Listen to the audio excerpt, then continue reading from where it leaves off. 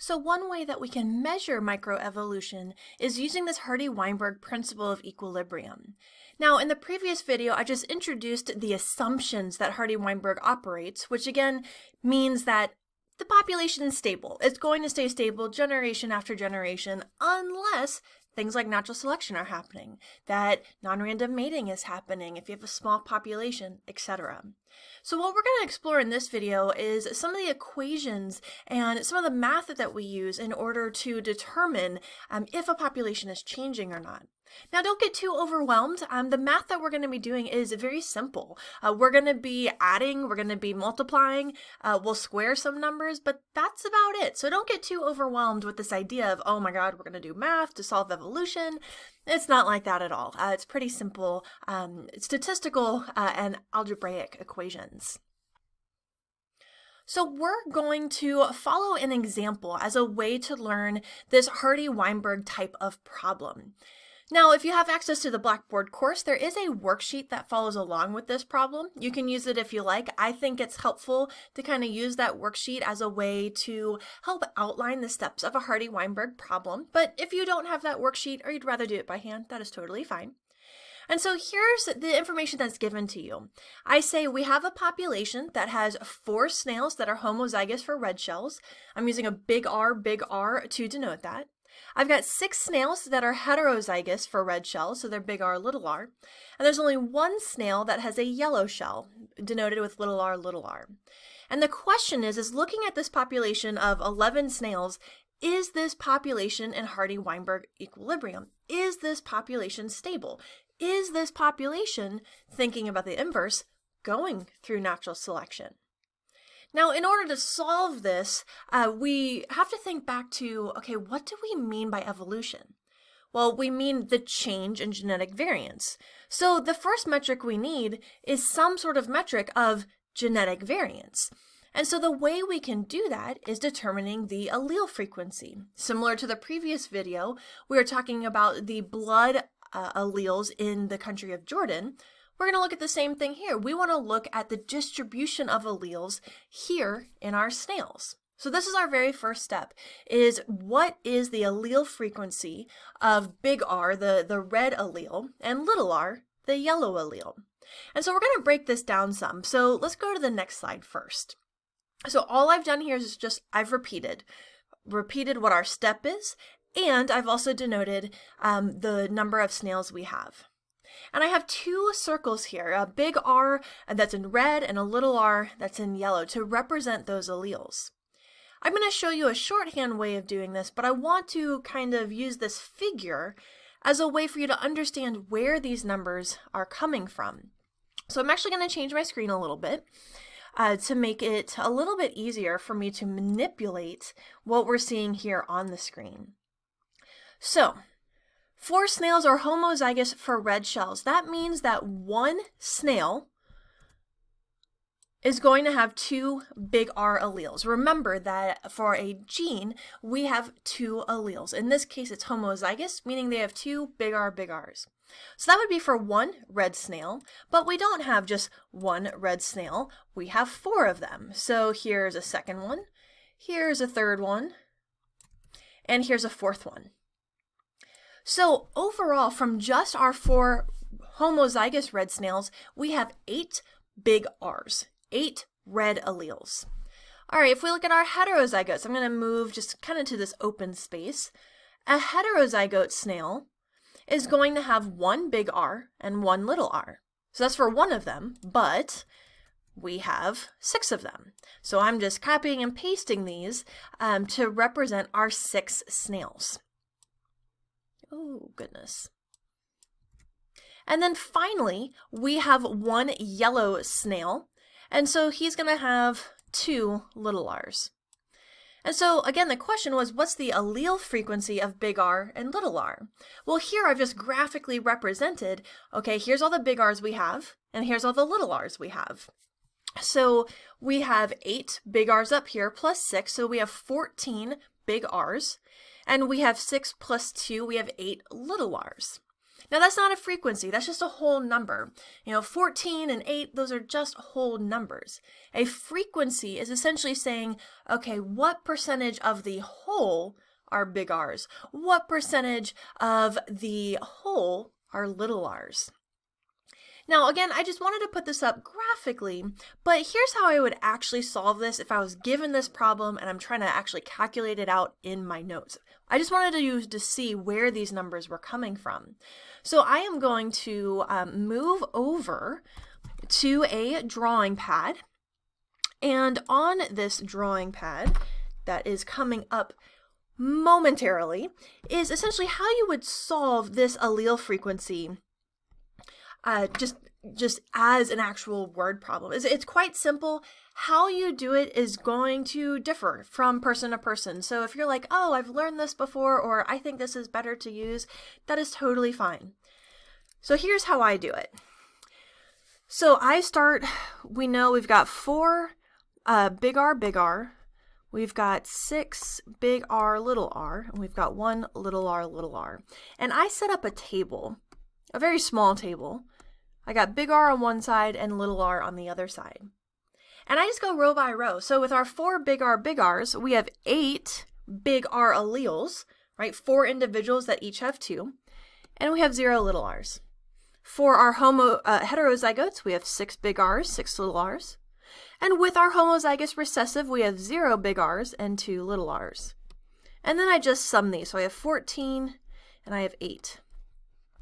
So same exact thing I did, but with the visualization on the left. You're not going to use the visualization, especially if there's 100 individuals, but you have an idea of where those numbers come from. Now again, this isn't a frequency, this is a whole number. So what we need to do is take it out of the sum. So if I do 14 plus 8, that's going to be 22. And so then I'll do 14 divided by 22 and 8 divided by 22. And those frequencies, I'm using a calculator here in the background. 14 divided by 22 is 0.64. And 8 divided by 22 is 0.36. Now I'm going to pause here. Yes, I've gotten allele frequencies. But something that's important to always do is make sure your numbers make sense. What should happen is that 0.64 plus 0.36 should equal 1. If it does not equal 1, you have made an error somewhere. If it equals 1.01 or 0.99, it's fine. It's likely just rounding. Don't worry about it.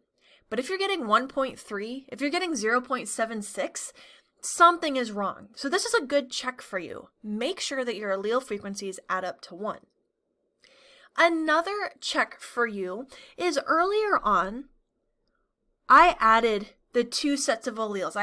We had 14 big R alleles, we had 8 little r alleles, and we came out to 22. This number right here should be double the number of individuals. In our case, we're looking at snails. So with our snails, we had 4 plus 6 plus 1, we had 11 snails.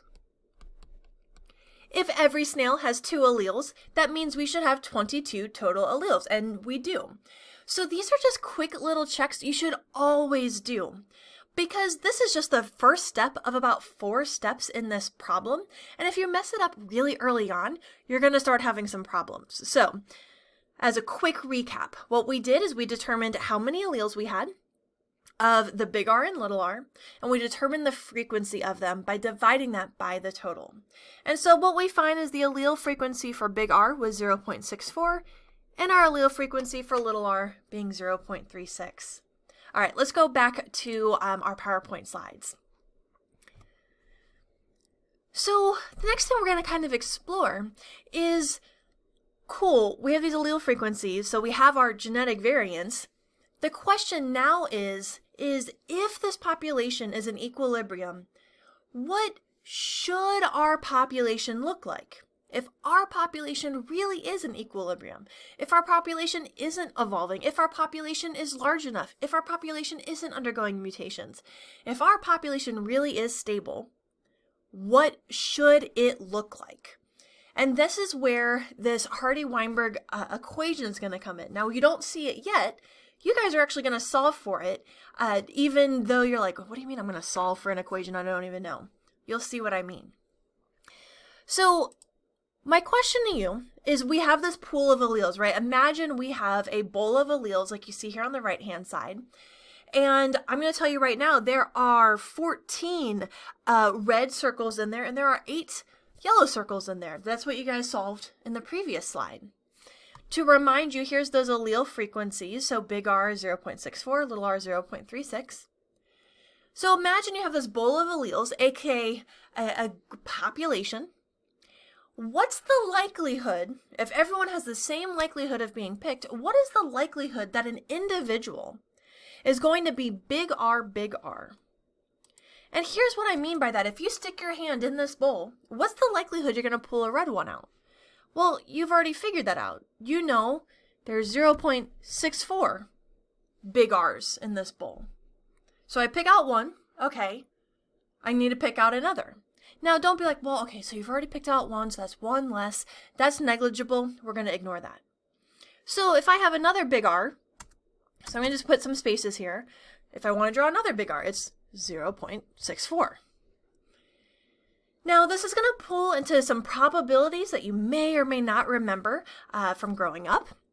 So what you're going to do with these probabilities is, if you want to see what's the probability of getting a big R and then another big R, you need to multiply these probabilities. So you would do 0.64 times 0.64. Another way you could write this is 0.64 squared. It means the same thing, right? So it'd be 0.64 squared. All right, little r, same thing. So we've got, I'm going to skip a step. It'd be 0.36 to pull one. It's going to be 0.36 to draw another. This is the same thing as saying 0.36 squared. All right, what about big R and then little r? All right, so hopefully this is seeming familiar. 0.64 times 0.36.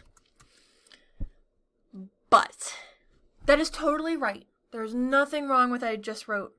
But that was if I did a big R and then a little r.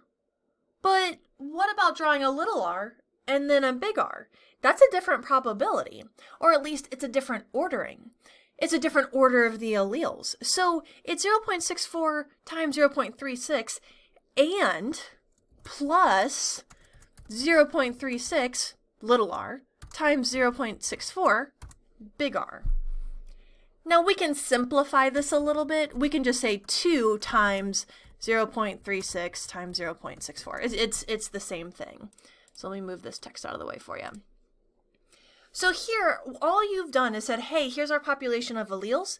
If I'm just randomly drawing them, that's representing random mating. If there's no selection, so none of them are being purposely excluded, if I'm just randomly drawing them, this is how many individuals should be big R, big R.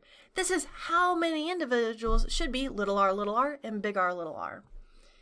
Now, if you guys had just figured this out a century or two ago, you guys could have won a Nobel Prize for discovering the Hardy Weinberg principle of equilibrium, because y'all just solved it. You have used the equation without even realizing you are using the equation. And so that's what I'm going to introduce on this next slide. So with Hardy Weinberg equilibrium, again, we're trying to say, what should our population look like if all those assumptions are being met? We're going to use the Hardy Weinberg principle of equilibrium equation, which y'all just came up with. The equation is p squared plus 2pq plus q squared equals 1. P and q are just the frequencies of alleles. So thinking about what you guys just did in the previous slide, p in this case could be big R squared. That was the 0.64 times 0.64. This q is the frequency of the second allele, so the little r. Y'all just did this. 0.36 plus times 0.36. 2pq is 2 times the frequency of big R times the frequency of little r. You guys just solved this. Y'all just solved the principle of equilibrium. So don't get overwhelmed by this equation, because y'all can figure this out. So this is where step 2 comes in. So step 2 is to plug in your allele frequencies and calculate each term. Here's what I mean by term. I want you to plug in, and you kind of have already been doing this in the demos we've done, I want you to plug in the frequency of big R for P and the frequency of little r for Q, but only on a per term basis. So a term would be P squared.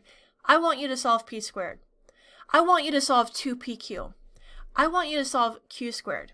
This 1, I'm going to tell you right now, you add them all up, it's going to equal 1. So this 1 is really just a check. You do not add all of these together, even though it's very tempting to add all of those together. So on this next slide, let's see if I can get this shown correctly. I am kind of cheating, and I am kind of showing you what each of these terms look like. So what I have here is this P squared. Sorry about that. I have this P squared. Oh, goodness. P squared equals P times P, and that's going to be our 0.64. This is from our previous slides, squared. I've done that math for you. Feel free to do it in your own notes. Make sure your calculator is saying the same thing as mine, but when I square it, I get 0.41. Next step, that 2PQ, I did 2 times 0.64 times 0.36. And what this is 0.46. And then finally, using Q squared, what this is 0.36 squared equals 0.13. And then what you can go back and do is add all of those numbers together, 0.41, 0.46, and 0.13. Make sure it equals 1, or 0.99, or 1.01, somewhere around 1. If it doesn't, that means something is wrong. That means that something is broken, that a number got entered into your calculator wrong, that you may have copied a number incorrectly. So use that as a check, but you don't need to do it. You've actually used the equation how it's supposed to be used. So I'm going to recap the information we know. We know that our original population, the population the problem gave us, there were 11 snails, 4 were big R, 6 were big R, little r, and 1 was little r, little r. Now, by using that principle of equilibrium, we solve for each term. That P squared term is big R. And what those numbers are saying is it's saying that percent of the population should be big R. So 0.41 or 41% of our population should be big R. 0.46 or 46% of our population should be big R, little r. 0.13 or 13% of our population should be little r. So these middle numbers are should be. Our population, if it's in equilibrium, should be this demographic. But here's the thing. Our original population is 4, 6, and 1, and Hardy Weinberg's output is 0.41, 0.46, 0.13. Like, you can't really compare those numbers to each other. So our next step is we need to convert these percentages that the Hardy Weinberg principle of equilibrium equation spat out for us, and we need to convert those back into snails or back into individuals. And so the way we do that is if we had 11 individuals, well, that's what we want to compare, right? We want to know what is 41% of 11 individuals? What is 46% and 13% of 11 individuals? So your next step, I have it written here on this slide, but again, put this in your calculator. Make sure you're getting the same thing. So 41% of 11 snails is about 4.5. We have 5, and we have about 1.4. Now, some of y'all might be thinking, like, well, how do you have 1.4 snails? That doesn't make sense. And you're totally right. But you can almost think of this equation as being a mathematical model. And that while common sense-wise, 1.4 doesn't make sense, in mathematical models, it's better to keep those decimals because simply that's how math works. The more precise you can be, the better. We can interpret our findings differently, but those intermediate steps, you should keep those decimals. All right, so here's where we're gonna pause for a little bit. We now have comparable numbers. Our population was 4 big R's, and Hardy Weinberg says we should have about 4.5. Our original population is 6 heterozygotes. Hardy Weinberg says we should have about 5. So now our question is, well, is this population in equilibrium? Like, are these numbers close? Like, is 4.5 close enough to 4 to say they're equal? Or are they far apart? And you're like, well, I seem pretty close to me. And I don't disagree with you. But the thing is, we as scientists, we as people can't just be like, ah, yes, they're similar. We have to use another field of mathematics in order to help support that these numbers are close to each other or that these numbers are far from each other. And that's where we're going to pause in this video. And our next set of videos is actually going to talk about this field of statistics. We're going to use statistics as a tool to help us explain, is 4.5 equal to 4? You're like, no, it's not equal to 4. But statistics is going to give us an idea, is it close enough to say, yeah, those are pretty much the same? Or is 4.5 actually quite different from 4? And so that's what our next set of videos are going to go through before we come back to this Hardy Weinberg problem.